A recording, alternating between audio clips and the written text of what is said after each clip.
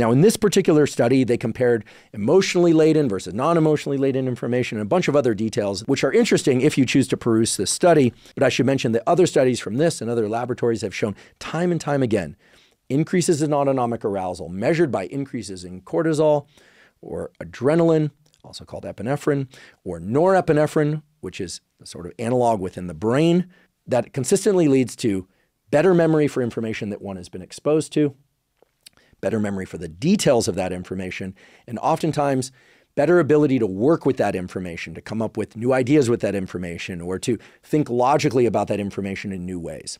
In other words, increasing autonomic arousal improves learning and memory. Now, it's also very important to understand that that increase in autonomic arousal can improve learning and memory if the autonomic arousal occurs after the exposure to the material. Most people find that a bit surprising. I certainly did when I first read this paper. It makes sense if you start to think about the persistence of memories for things like traumas or bad events, right? Bad event happens and there's this big spike in cortisol and adrenaline, and those memories are hard to eradicate. They're certainly hard to remove the emotional content from. And if you think about it, in those instances, the event happens and then comes the big increase in cortisol and adrenaline. So that maps very well onto the study that I'm describing here.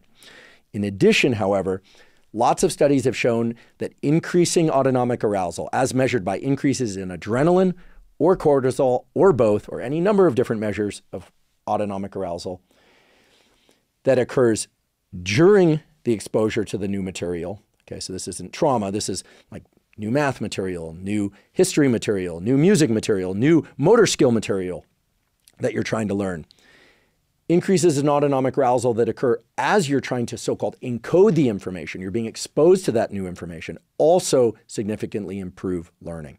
And it's always through increases in arousal. In other words, whether or not you're measuring cortisol, adrenaline, heart rate, blood pressure, galvanic skin response, how wide someone's pupils are, or small someone's pupils are, or any combination of those things, or any other measures of autonomic arousal, the consistent takeaway is increases in arousal during or after, in particular after, trying to learn a certain material is going to improve significantly the amount of material that one learns, the details of that material, and the persistence of